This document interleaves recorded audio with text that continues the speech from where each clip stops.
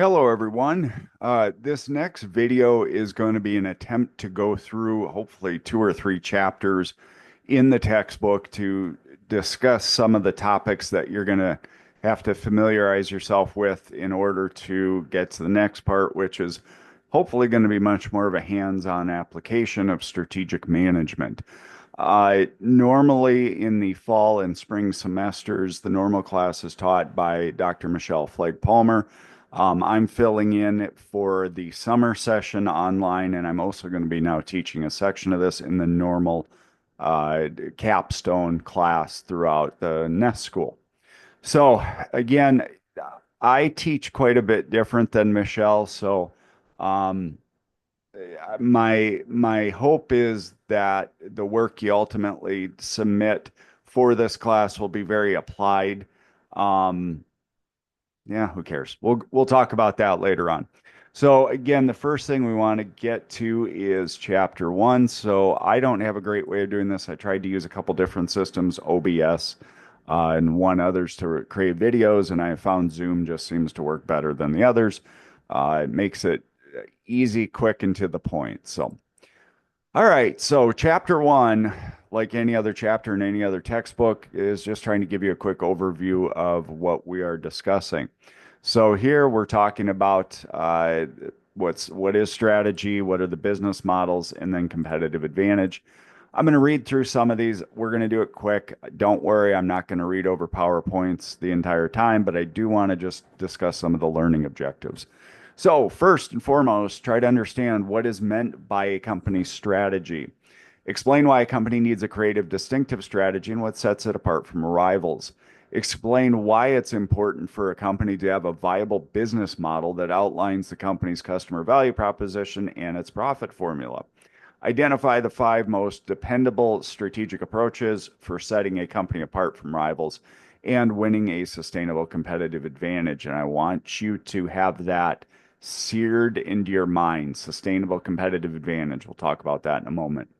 Understand that a company's strategy tends to evolve over time because of changing circumstance. The industry changes, the markets change, consumer preference changes.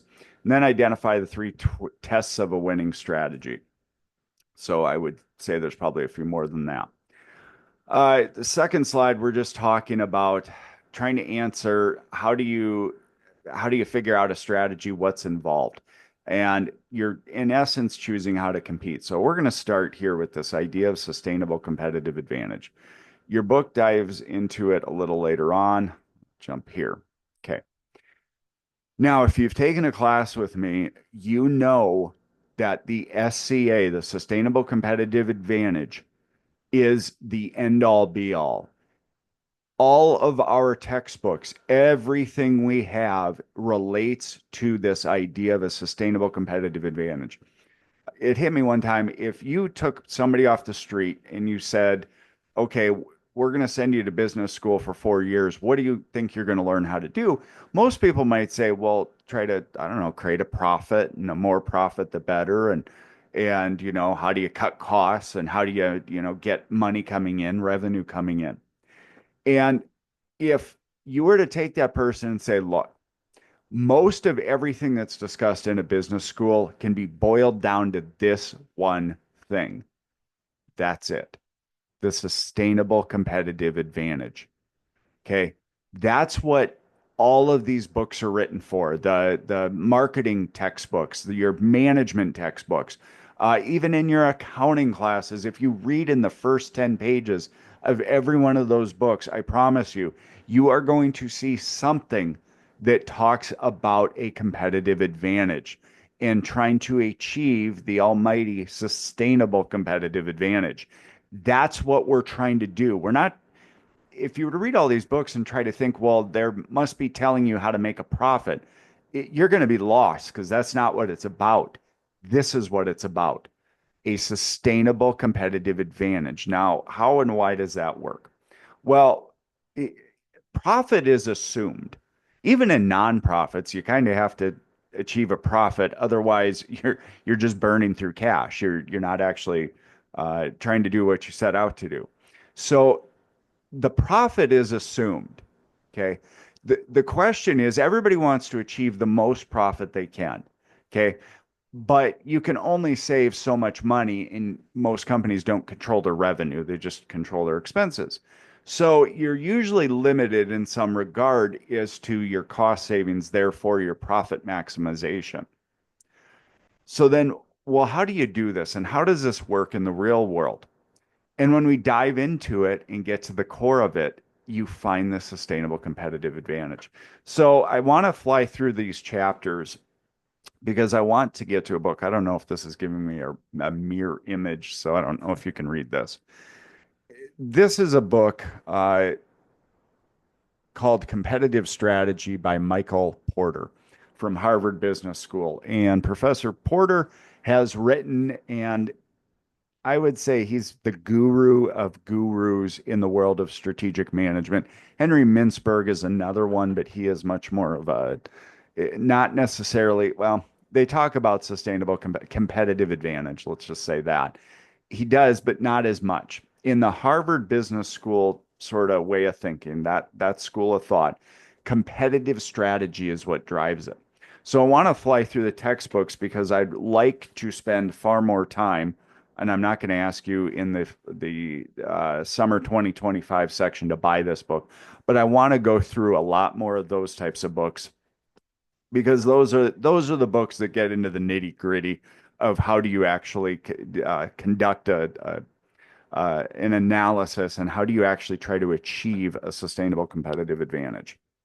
Okay. So again, if you've had me in class before, you know this is it. That's the Grand Pumbaa thing. That's the one you have to pay attention to. The rest of our book is written trying to achieve a sustainable competitive advantage. That's what it's going for. Again, it's not the profits. Although let's talk about that for a minute. So, in the real world, and this is a theory that Michael Porter talked about in when he wrote about a theory he created called Porter's Five Forces.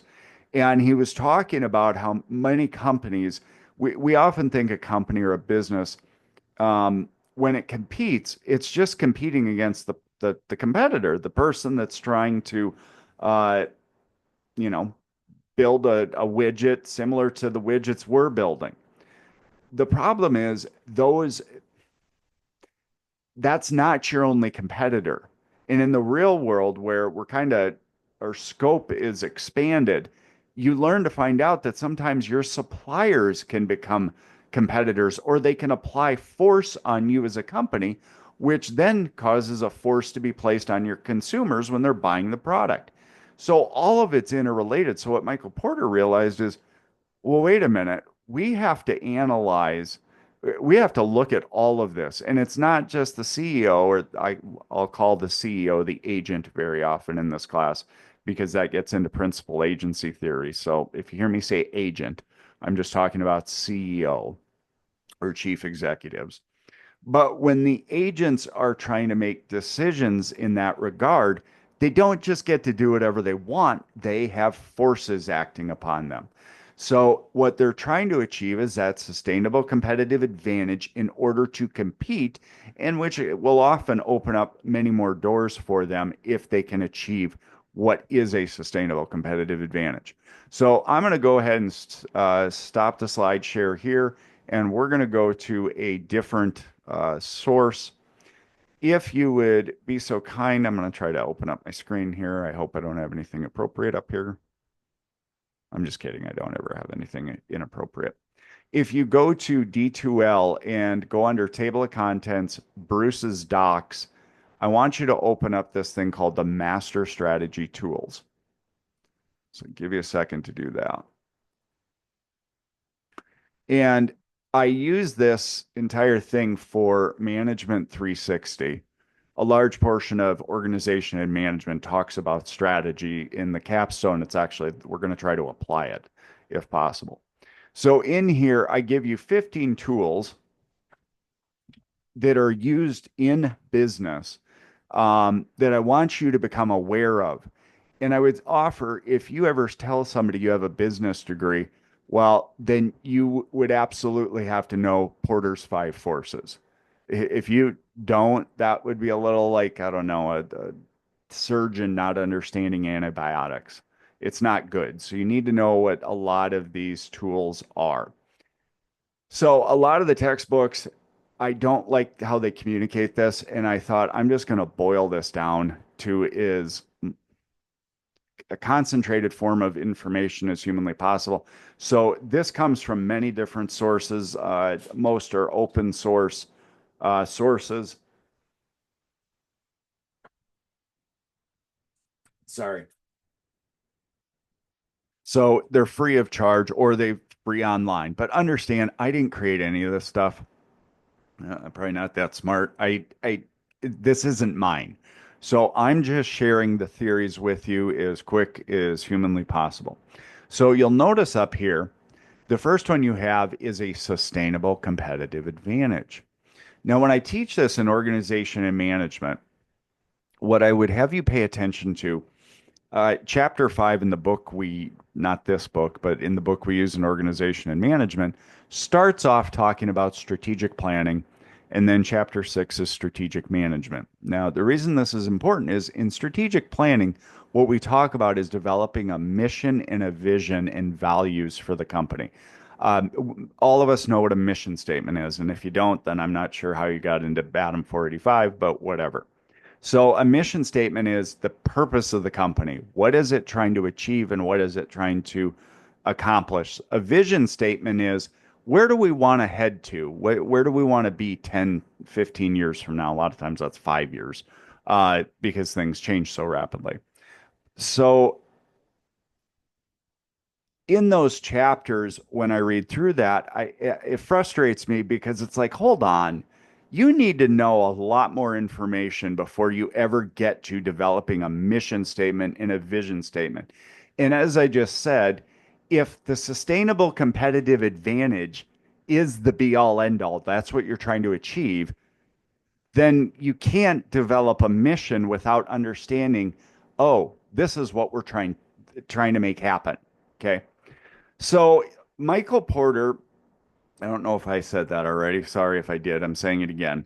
Michael Porter, in his research, found that in different industries, if profit margins were very high, then competition would be very high. And in fact, competition would keep increasing, increasing, increasing until the profit margins shrank. So that works great for the customer because prices end up going down because you have more competitors trying to sell whatever it is they're trying to sell. So when profit margins are high, competitive forces are going to be forever increasing until profit margins shrink. That's just how the nature of economics works. So knowing that, we have to figure out how do you compete against that. In Porter's five forces, you have five different sources of competition and things you need to take into consideration when you, as the agent, are trying to make decisions. Not one, it's not just your competitor, it's no, your suppliers, your vendors, your actual competitors, so on and so forth. So, anyway, we're trying to achieve this thing called a sustainable competitive advantage. Now, the question is, well, how do we know if we've achieved it? And if you look throughout all these 15 tools and things we're going to discuss, you'll notice a couple that are actually quite related. One is a sustainable competitive advantage in something called a core competency. For something, a core competency might turn into a sustainable competitive advantage, so it feeds into it, but it might not be too. Okay. In order to see if a core competency is a sustainable competitive advantage, you have to run a test, and the test is called a VRIO analysis. This started off many years ago being called a VRIN analysis, VRIN. Now it's called a VRIO analysis. And as we look into that, we look at our core competency. What do we do well? Why do people buy our products and services? Let me go back, which is something we'll talk about in Value Disciplines by Fred Treacy and something Wiersma. They figured out that there's reasons why kind of people buy products. They're either trying to get the best customer service, or they're trying to get the best product or some feature with the product, or they're trying to get the cheapest price. Those are the drivers. So, based on that information, a company wants to make sure they're targeting that and they're not getting lost in the sauce. And what they discovered in this book, discipline, no, what is it? Market discipline, evaluate, I don't know. It's value disciplines and market leaders or something. What they discovered is companies that are beating the competition in almost every regard often was laser focused on one of these disciplines. We'll get all into that later on. But the core competency, the value discipline, and the sustainable competitive advantage are all very much related. So, in order to determine a sustainable competitive advantage, we run a VRIO analysis. The first question is, do we offer a resource that adds value for our customer? If the answer is yes, then we go on to the next question. If the answer is no, well, then you have a competitive disadvantage. You got problems, in other words. If you answer yes, the next question we ask is, do you control a scarce resource or capability? Do you own something that's hard to find yet in high demand? If the answer is yes, then we go to the next question. If the answer is no, well, then you have what's called a competitive parity, excuse me. Third question we ask is imitatability. Is it expensive to duplicate your organization's resources or capabilities? Is it difficult to find equivalent substitutes to compete with whatever it is you're trying to sell? If the answer is no, then you might have a temporary competitive advantage. If the answer is yes, we go on to the last question. Does your company have an organizational management system that is designed to feed uh, this core competency or the reason why people are buying your product? Does your company have organization management systems, processes, structures, and a culture to capitalize on the resources and capabilities? If you answer all yes to those four questions, the VRIO, then you in fact have a sustainable competitive advantage. And once you discover that, then you build a moat around it and you guard it with your life. Okay. Because that's like you got it. So when we look at that idea of profit and profit margin and competitive forces increasing, once you have a sustainable competitive advantage, it's very hard for another company to do what you're doing. So you can usually charge higher prices um, because you have what nobody else can produce. Okay, so you need to remember for your exams and until the day you die, sustainable competitive advantage is what we're going after. And we figure out if it's a sustainable competitive advantage through what's called a VRIO analysis. Again, if you were to look behind me at all of the books on my bookshelves talking about business related things, 90%, well, 85% of them, if you went to the first 10 pages of the book, it's going to talk to you about a sustainable competitive advantage. And that's what it's shooting for. That's what it's going after. So if you think I'm saying a lot of the same things, sustainable competitive advantage, and you're getting tired of hearing about it, well, I'm going to say it one more time. Sustainable competitive advantage. You got to know it, live it, love it. It's the dream. That's what you're trying to achieve. All right, let's go back to our chapter. Okay, so the book is just talking about how do we gain this sustainable competitive advantage? What decisions do we have when we're trying to achieve this? Um, how do we find a distinctive strategic component to what it is we're trying to achieve? I'm just going to leave the rest of this there. You can read over it. Another question is we're trying to figure out what the customer value proposition is. Okay, what is it? What's kind of our mission? What are we trying to achieve that is in high demand from the customer? And then next to that is what's our profit formula? How is it we're trying to achieve those profits? Now, the reason this becomes important, especially in this day and age, is because we have some really screwball kind of business formulas out there. I think with the advent of the internet, all of a sudden people have free access to things like Facebook, and yet somehow Facebook makes billions and billions and billions of dollars every year, and we're not real sure what it is they do. Well, they sell advertisements and they sell your information and those types of things. So the profit formula for these companies is very different than what you would imagine 20 or 30 or 40 years ago. Although I would say CBS, NBC, ABC, the channels from way back in the day had kind of a similar formula as they would sell ad revenue and then provide entertainment. All right. And then that gets us into what's the business model.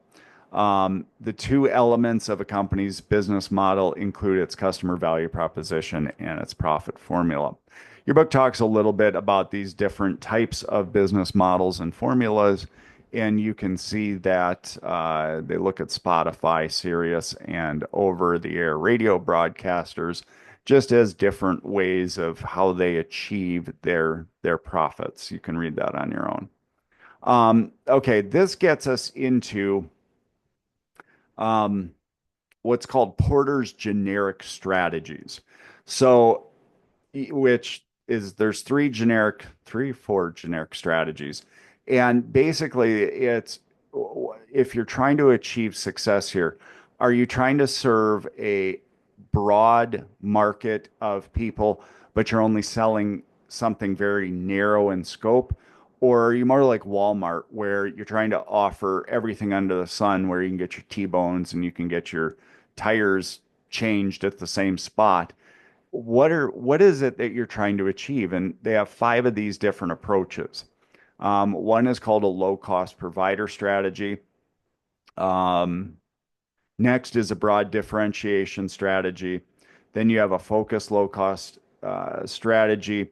You're trying to outcompete the rivals in a narrow niche market by achieving lower costs and offering its products at lower prices. You have focused differentiation, and then you have a best cost provider.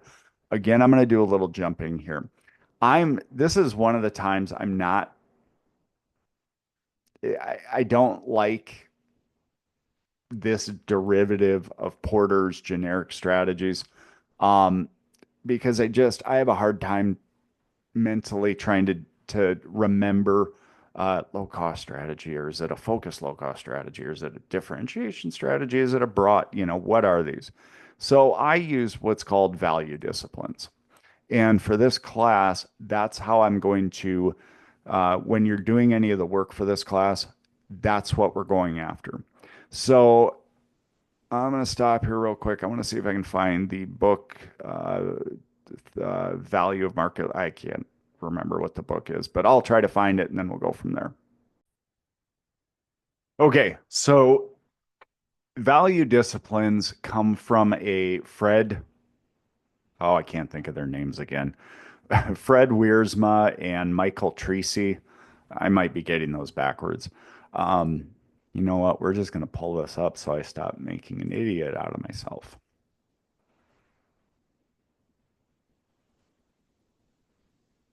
Okay. How about we do that? There we go. Okay, the book is called The Discipline of Market Leaders. Choose your customer, narrow your focus, dominate your market. Updated in 1997, and this still is a very dominant theory in business today. So it's The Discipline of Market Leaders. So what Tracy and Wiersma found was the companies that were dominating, uh, like let's say retail, like Walmart. What they found is that company would select a value discipline, and then that was their aim, that was their goal. They didn't stray off from that. And the reason that becomes, now let me just use a story here. So back when I did consulting work, which I might be doing again here shortly, we'll see. Uh, Back when I was doing that, I would often sit down and I would talk with clientele, and clientele usually would be the executives of a business or an organization, and they would talk to me about some of the issues that they were trying to deal with. And sometimes they would call me in to do some training. Sometimes they would call me in just to bounce ideas off of me, that type of thing. And what scared me is when I would go meet with a client, usually I'd want to spend a few hours with them. I would do that free of charge. just to better understand what they were gunning for. When I would do that, I would go to this value disciplines idea. We'll just painfully scroll to it.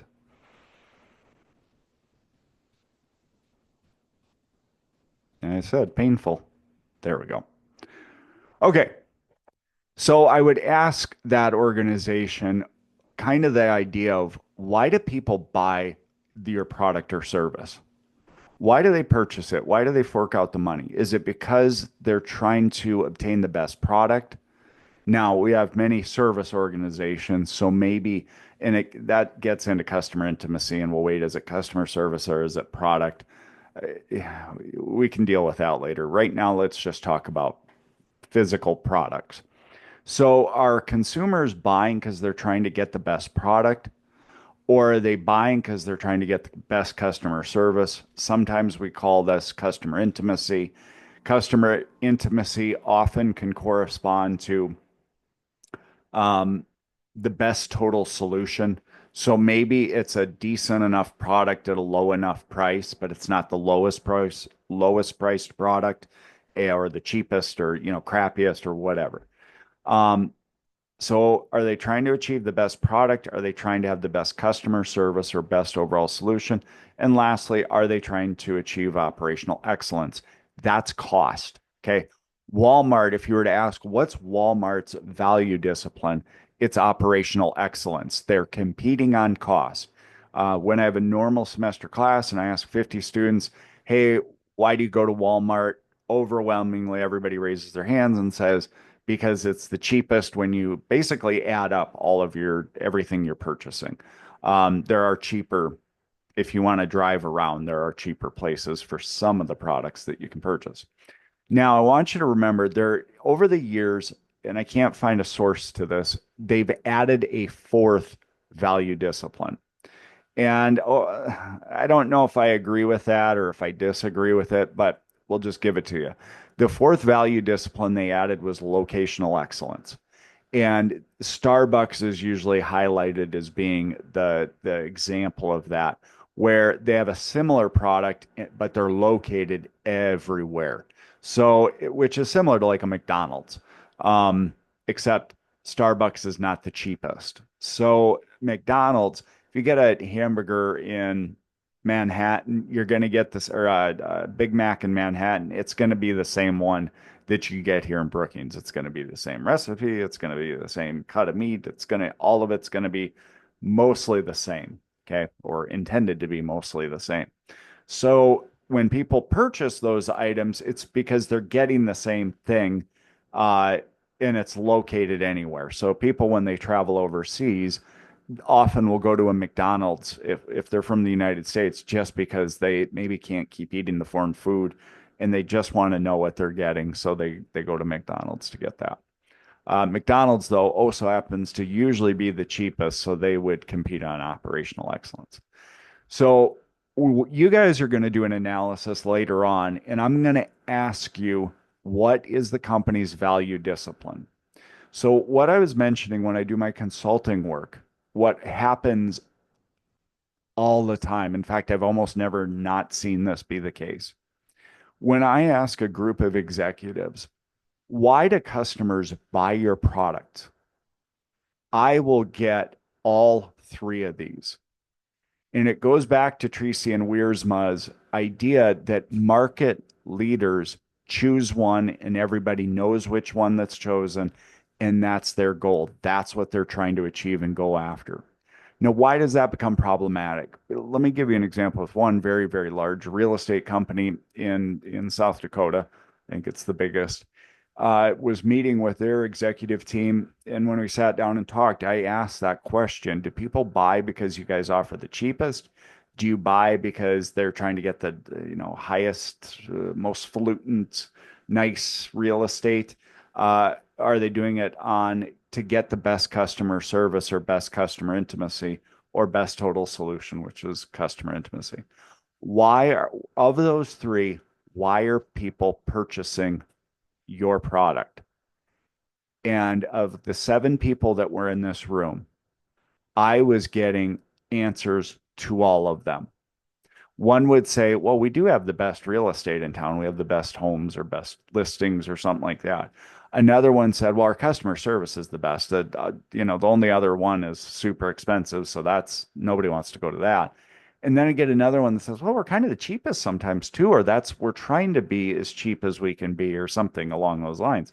And I went through. And then the seventh person was the CEO of the company who happened to be the founder of the company. And he looked at every one of his managers, his executives, and he said, guys, we compete on customer intimacy. It's in our mission statement. That's what our goal is to do. And I without even having to make a point, the CEO instantly recognized, oh my gosh, I have seven executives that are all trying to achieve different things. None of them are bad things. Like to say, well, we're trying to be less expensive for the customer, that's not usually seen as a bad thing. But when you have four managers that are going after everything, well, then you can't get good at one thing. So Tracy and Wiersma's idea was the companies that try to be all things to all people with all three of those dimensions don't lead in markets. They're not the competitive ones. That's not what people go for. So their idea is you need to pick one, and that's how you want to position your company and to position yourself.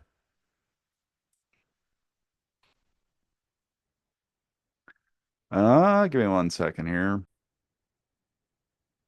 Okay, let's go back to our textbook. So when we look at the five different approaches to achieving the sustainable competitive advantages, I think value disciplines. I would like you to take a picture of this though, because I do believe there's a test question that asks that. So here's how you achieve a sustainable competitive advantage. You as a company become the low cost provider in the market. You have a broad differentiation strategy, which by you'd probably charge a higher price. You have a focused low cost strategy, usually in a very narrow market or narrow niche. Um, you have focus differentiation, again, narrow, but sets yourself apart. Maybe I already said that one. I don't know. And then the best cost provider strategy, which you have a usually wider array of offerings like Walmart, and you sell a lot. So in Tracy and Wiersma's value disciplines, their argument was there's very, very few companies that exist out there that have the resources to compete on all three or four value disciplines.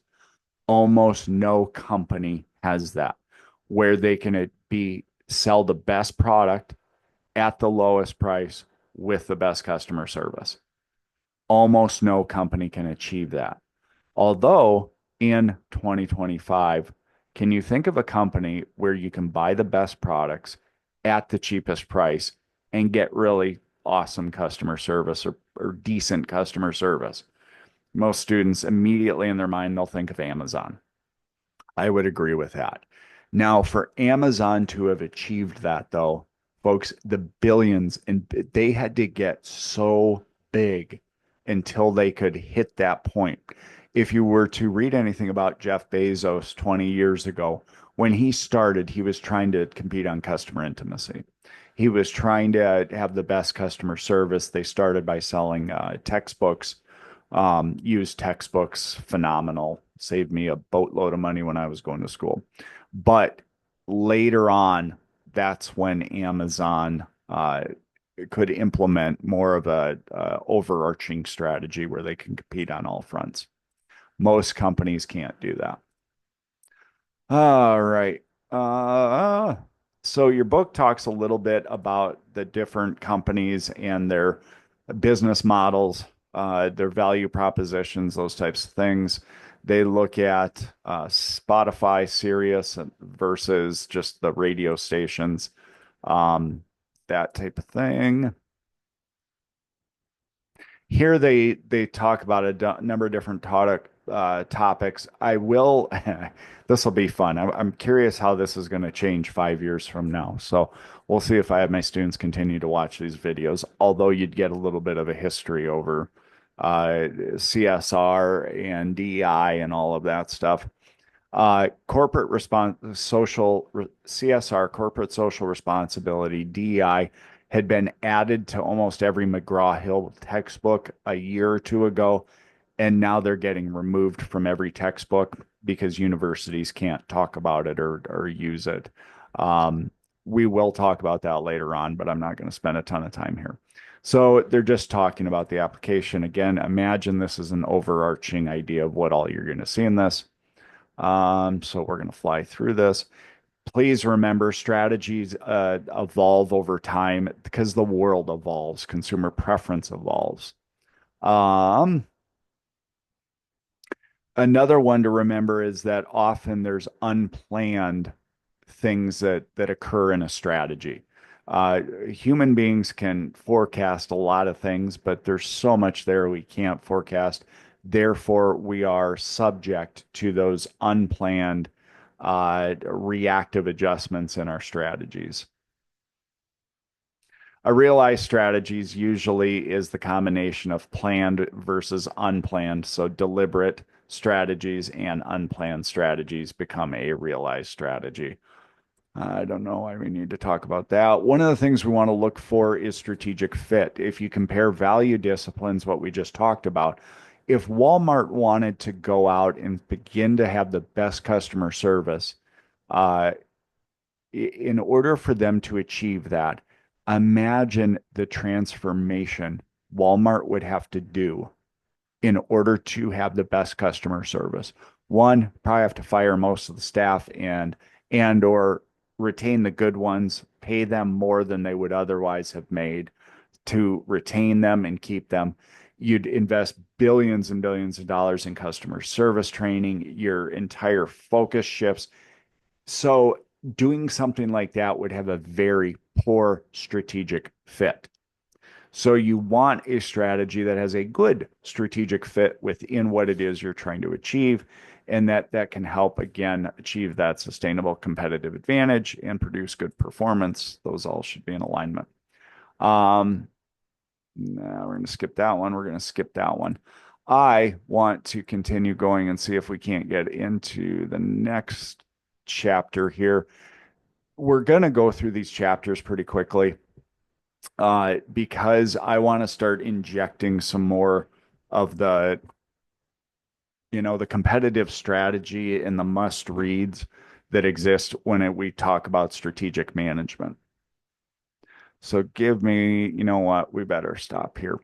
We'll go ahead and stop and I'll put out a second video into chapter 2. I guess we'll title this one chapter 1. So have a good rest of your day and we will catch you later.